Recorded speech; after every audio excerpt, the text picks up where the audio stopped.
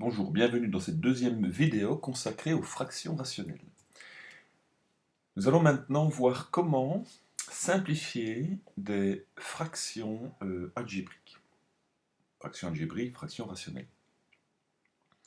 Alors prenons l'activité de découverte à la page 392.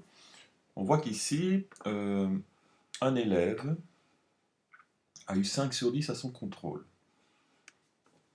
Aucune correction n'a été apportée aux exercices, donc on ne sait pas quelles sont les erreurs que cet élève a commises.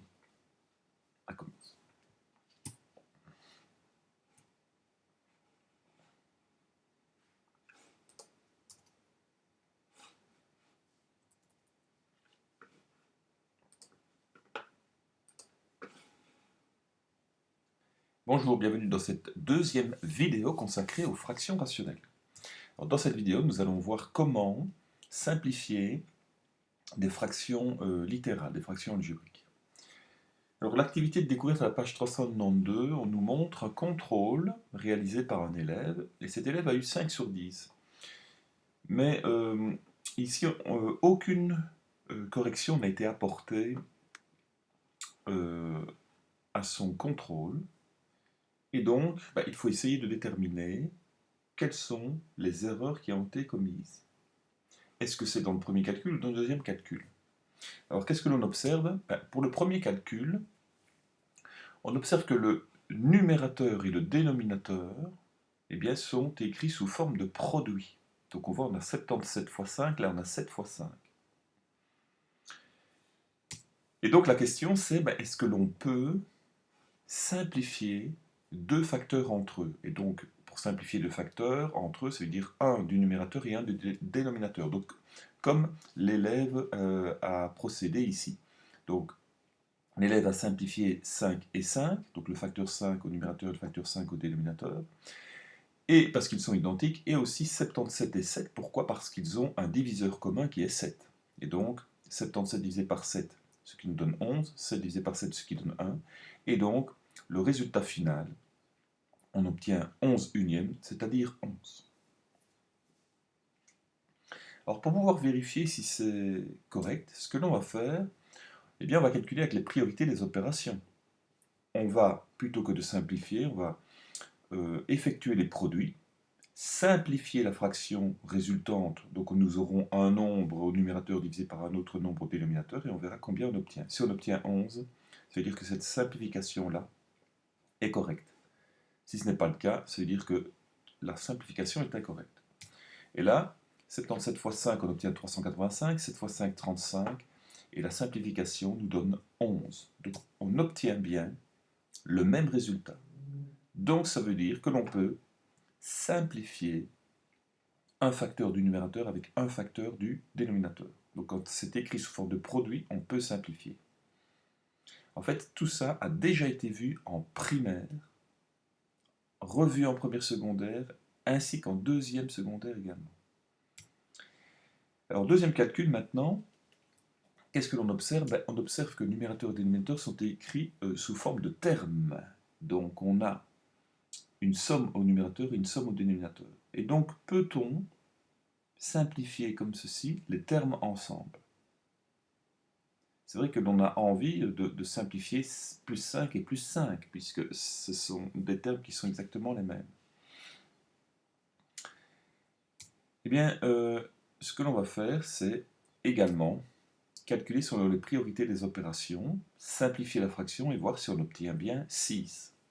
Si on obtient la même chose, ok. Si on n'obtient pas la même chose, ça veut dire que l'on ne peut pas simplifier des termes ensemble.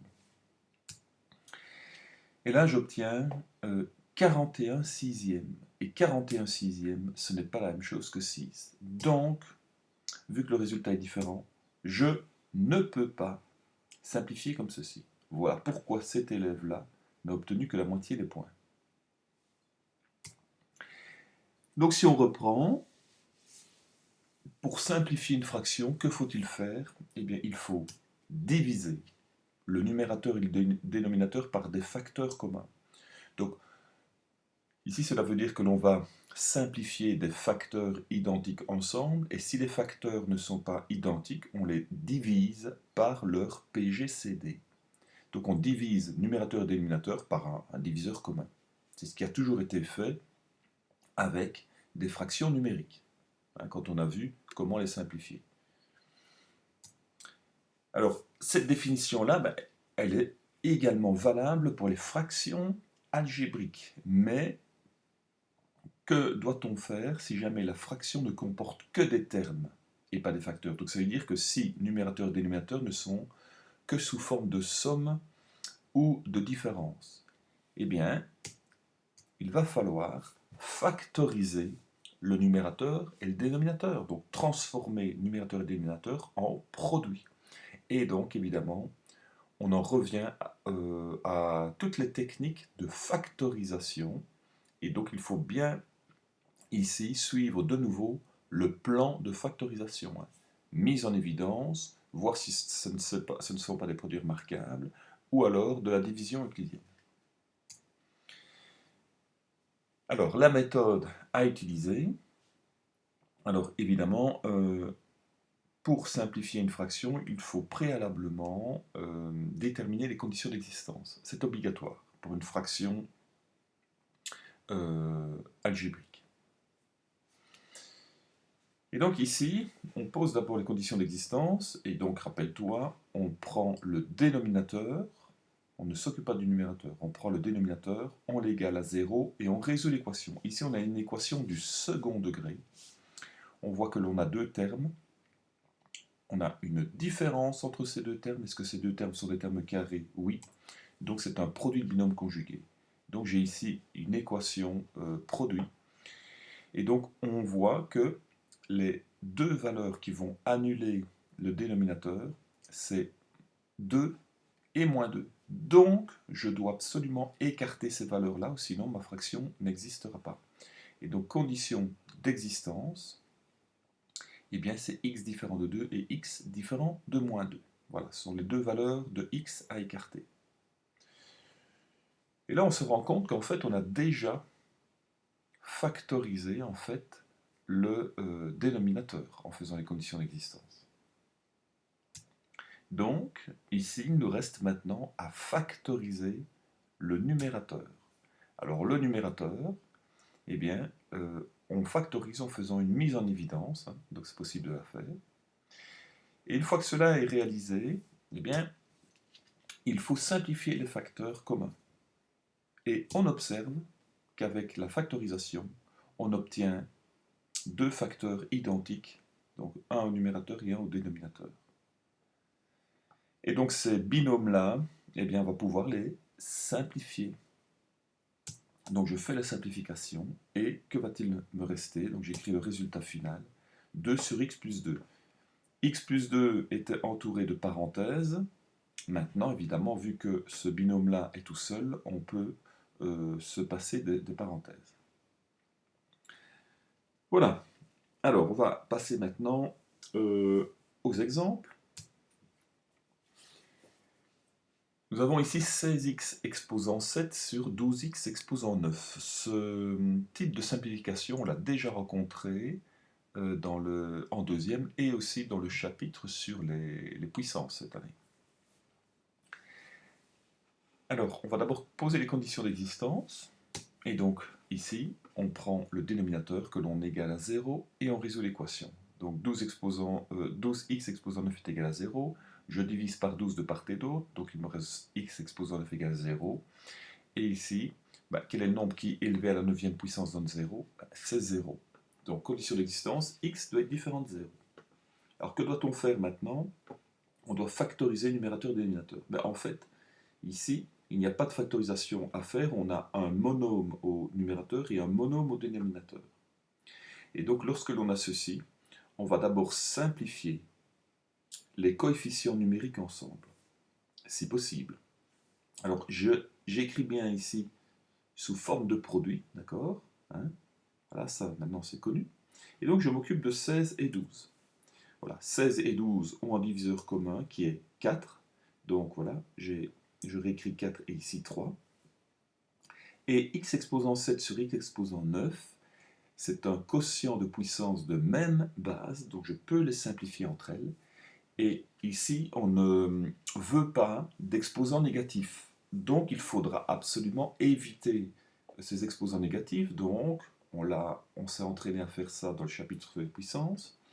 Et donc là, on va laisser la puissance, donc la base, là où l'exposant est le plus élevé, et on va faire une différence entre les valeurs des exposants. Donc, là j'en ai 9, là j'en ai 7, donc je fais 9 moins 7, il m'en reste 2, et donc c'est bien au dénominateur, parce que l'exposant est le plus grand là. Et donc la fraction finale nous donne 4 sur 3x carré.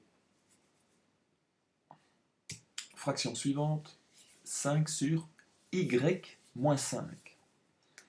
Donc condition d'existence, je prends le dénominateur que g égale à 0 et je résous mon équation. Donc ici c'est une équation du premier degré extrêmement simple, j'obtiens y égale 5.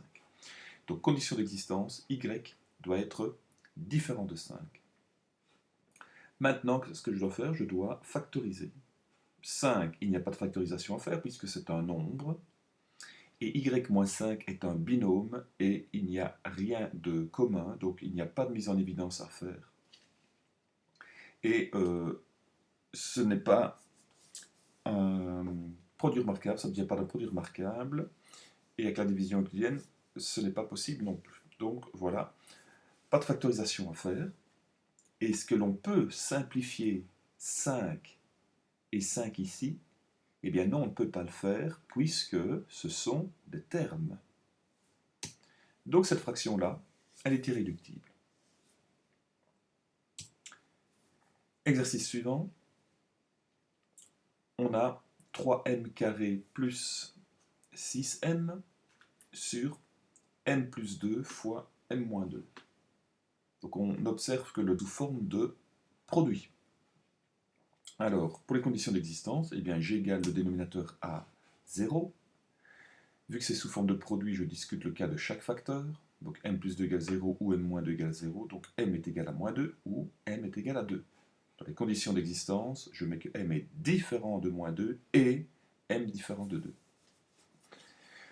Maintenant, ce qu'il faut faire, je dois factoriser le numérateur. J'essaye une mise en évidence. On voit clairement qu'ici, on a 3 et 6, donc il y a un diviseur commun, et on a la même base, d'accord, dans chaque terme. Donc, on va pouvoir mettre en évidence 3m. J'obtiens 3m fois m plus 2 sur m plus 2 fois m moins 2. On observe qu'on a exactement le même facteur. On les simplifie, on obtient 3m sur n moins 2, dont on enlève les parenthèses parce qu'elles ne sont plus nécessaires. Voilà, cette vidéo est terminée. On se retrouve pour la prochaine. À bientôt.